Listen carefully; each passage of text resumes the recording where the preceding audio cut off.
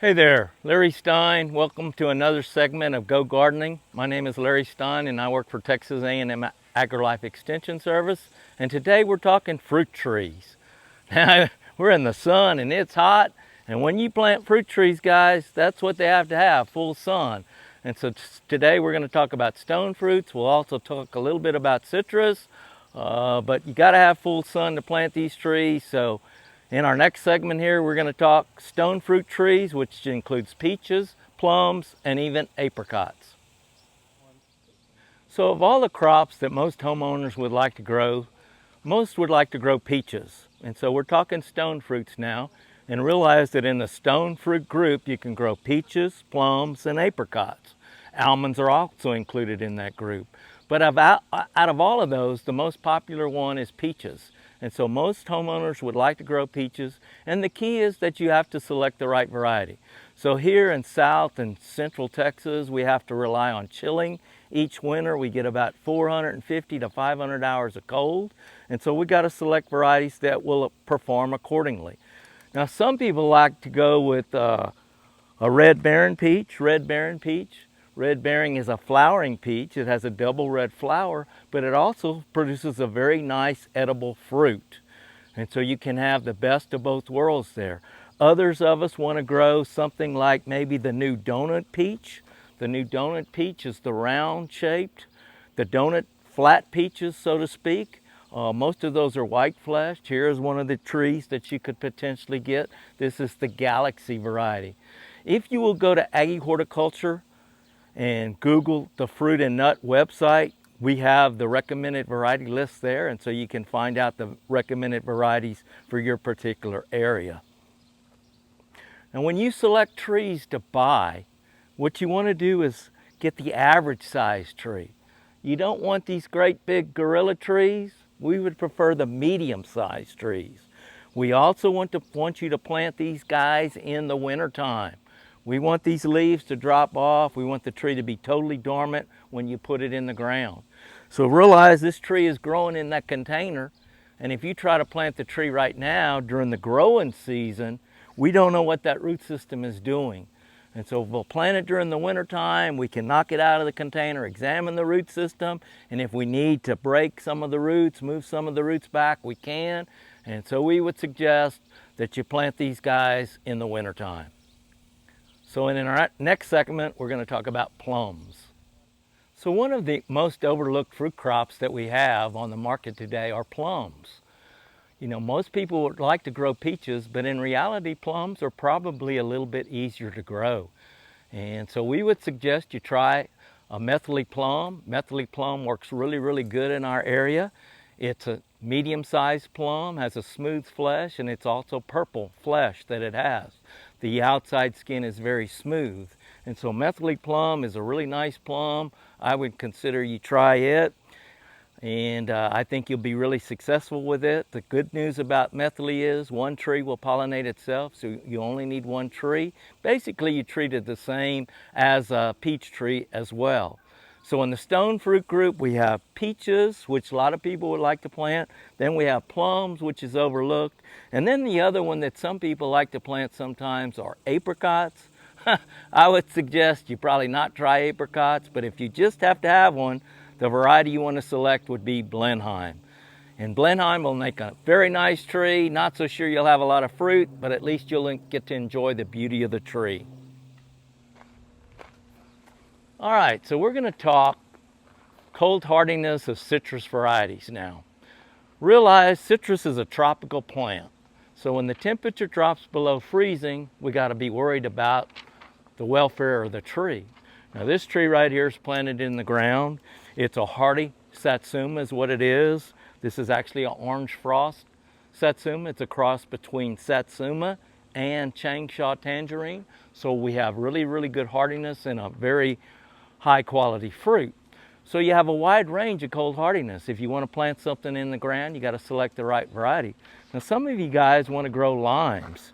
Everybody likes limes and lemons. This happens to be a Persian lime. The cold hardiness of limes is not good at all. I mean, it's going to freeze at the drop of a hat. So this guy you want to put in a container. Lemons and limes we put in containers. The more hardy things like satsuma, different satsumas, orange frost, arctic frost, etc., we can actually put them in the ground. And then in between satsuma and lime, you have oranges and actually grapefruit. So those of you that want to grow those, you can actually do some of that as well. The most important thing about citrus is you have to have some kind of cold protection plan.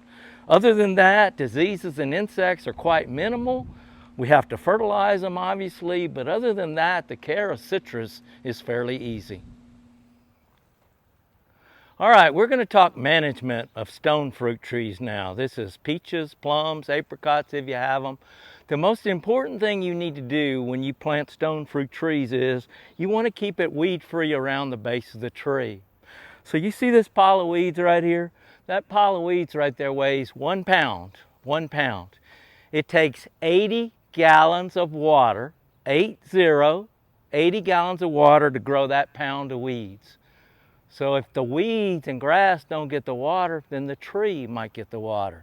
So number one thing in management, weed control. No weeds and grass around the tree for at least 5 years. The next thing you want to do is you want to mulch. You want to mulch. You can use grass mulch, you can use hardwood mulch, you can use any of those sorts of things to mulch around the tree. We would like to keep it out to the drip line of the tree. The drip line of the tree is the canopy edge, During the middle of the summer, typically we don't do any management per se, other than to keep the tree healthy with water and fertilizer is typically what we do. Keep it weed-free, mulch it. You can, however, remove suckers, which are coming from the base. So like these are not part of the main part of the variety of the tree, and so we want to get these off because they're taken away from the rest of the tree. So we can take those off. And then other than that, like I said, we want to keep the tree healthy as best we can. Now one of the things you see in this tree is a little bit of dead wood. You see the dead wood in there. So this past year was a fairly low chill year. And so when you have lack of chill, you don't get the branches to come out uniformly, and then you get a little bit of subsequent dieback. So you can take out the dead stuff now during the growing season, or you can wait till this coming winter to do that. And so if you will do one thing for stone fruit trees, keep them weed-free, mulch it, keep it healthy with water and fertilizer, you're going to be good to go. And most years you are going to make some fruit, and it will be fruit that you will be proud of. So the most effective roots on a tree, any tree really, are the roots in the top 4 to 6 inches of the soil. Also, the most effective roots on trees start at the drip line and go out.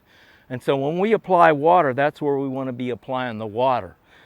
Hopefully we could have a drip irrigation system where we're dripping it right onto the ground, and that way we lose less of the water.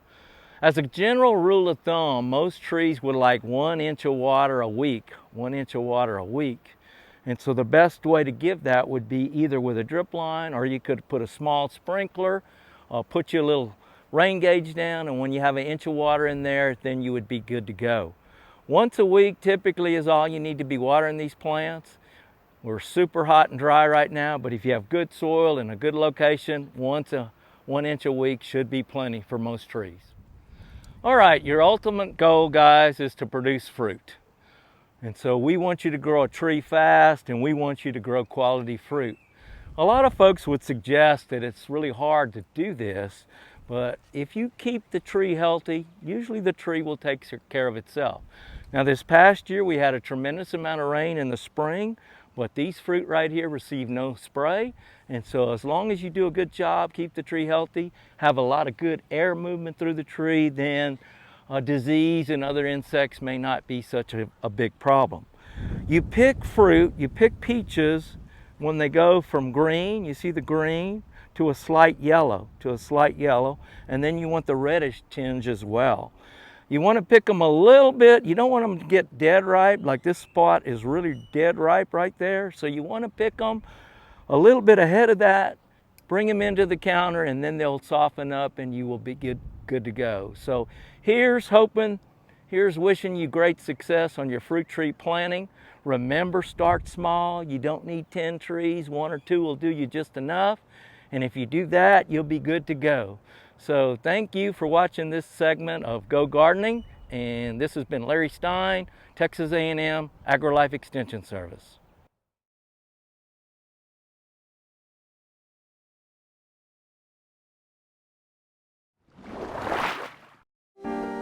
So, how does enjoying the many beautiful parks and natural areas located in the Trinity Glen Rose Groundwater Conservation District help protect the clean water stored in the Trinity Aquifer?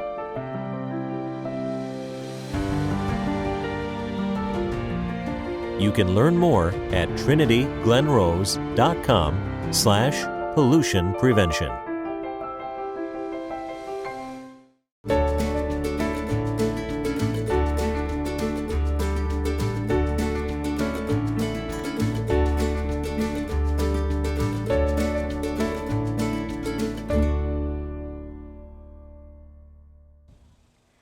Welcome to Go Gardening.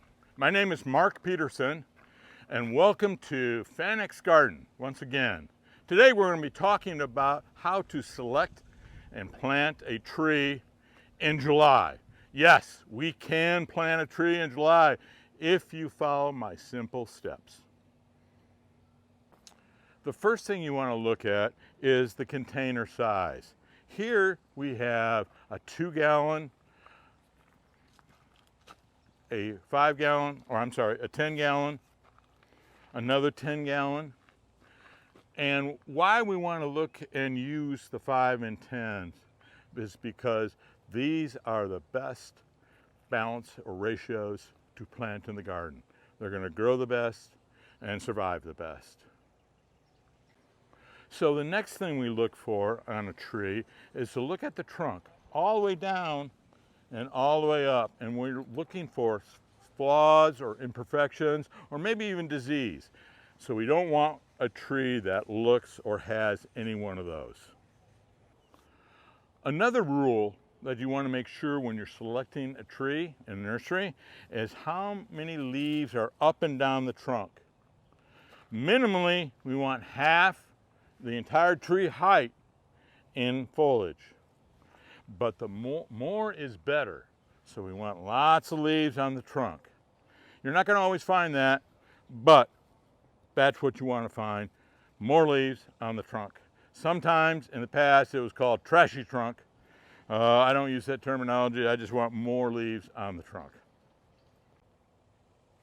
So the final rule that you have to remember when you're selecting a tree is make sure that it's adaptable to your area. Contact your local nursery or your extension agent and find out which one does best in your area and select that species.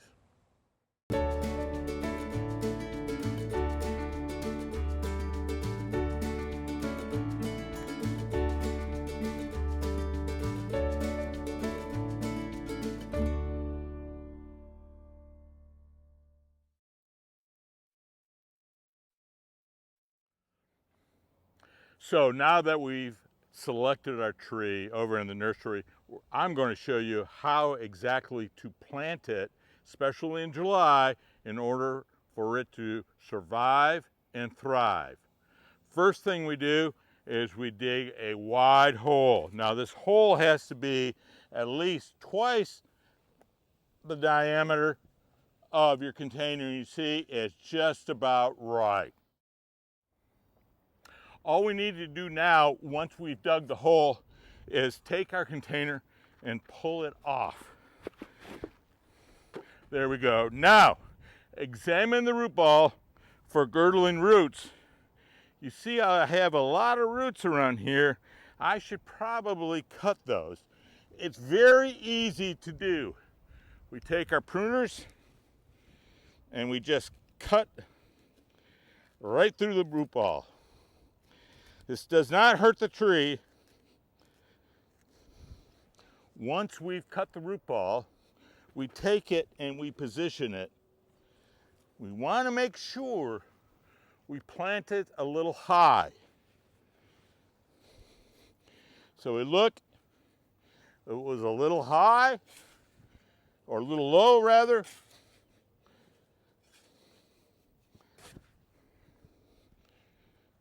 And there we go. It's a little high. Now how do I know? If I look down and I come across, it's about an inch higher than the grade. That's perfect. So I have my tree right there, and I'm going to put some mulch, some compost rather, into the pile over here. 3 handfuls. Some slow release fertilizer, 1 handful. Mix that well, and then backfill.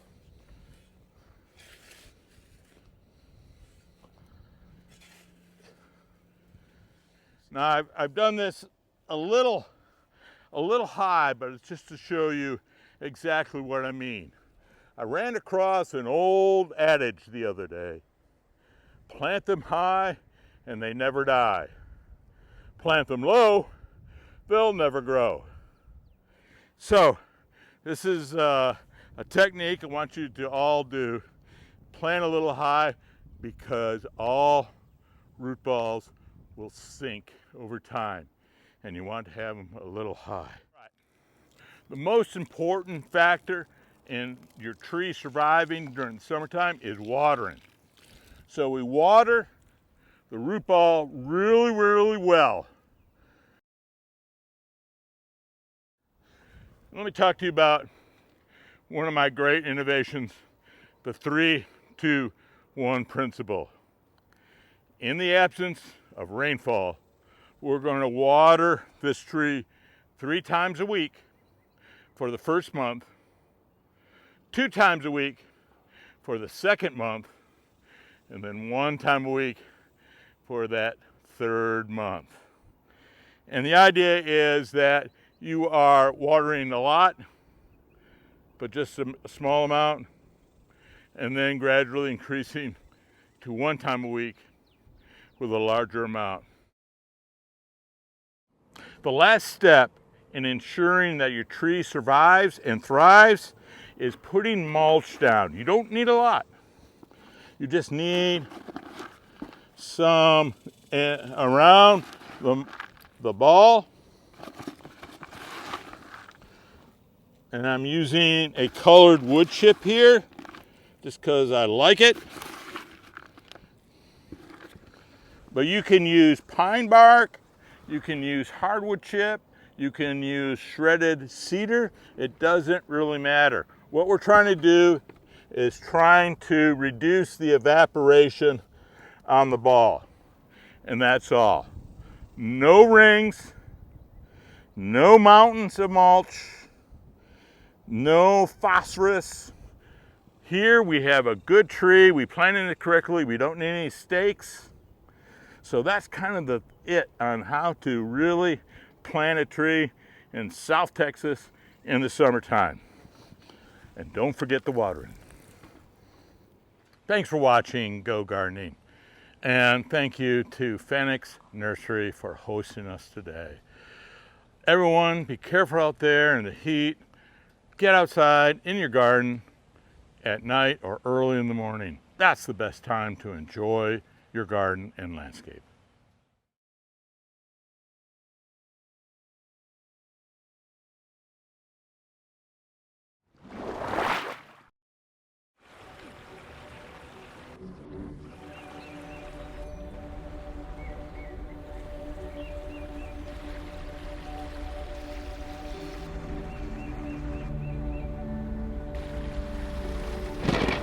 litter goes with the flow.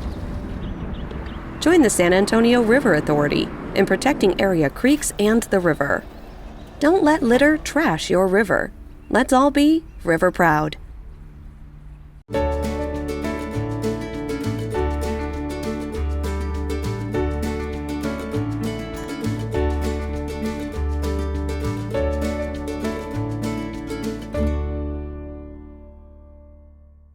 Morning, everybody. My name is George Wisman with the Trinity Glen Rose Groundwater Conservation District. We're out here at Madla Park, one of the natural areas in northern Bexar County. We're here to talk about groundwater conservation and groundwater conservation districts. We find that as people learn more about the water supply, they tend to conserve water more. The Trinity Glen Rose Groundwater Conservation District in northern Bexar County was created in 2001 by the legislature and passed by the voters in 2002. We manage the resource, the Trinity Aquifer in northern Bexar County. We're one of about 98 GCDs, groundwater conservation districts, in the state of Texas. It was created due to the fact the area is considered a priority groundwater management area, the Hill Country priority groundwater management area. Priority groundwater management areas are areas that are expected to experience water quality or water quantity problems. Ours most likely will be a water quantity problem because the resource is not an infinite resource.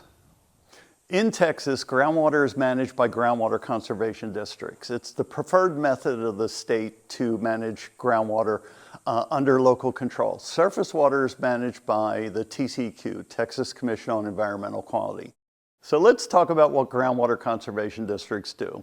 We're tasked with conserving, preserving, and managing the resource, the groundwater resource, at least for us in northern Bexar County. And we do this through rulemaking authority, education outreach, and studying the resource as best we can. Managing on a regional basis shows us that we can produce about 25,000 acre feet in northern Bexar County annually to meet those goals. To learn more about the Trinity Glen Rose Groundwater Conservation District, please visit our website. And you can do your part in protecting the aquifer by practicing water conservation on a daily basis.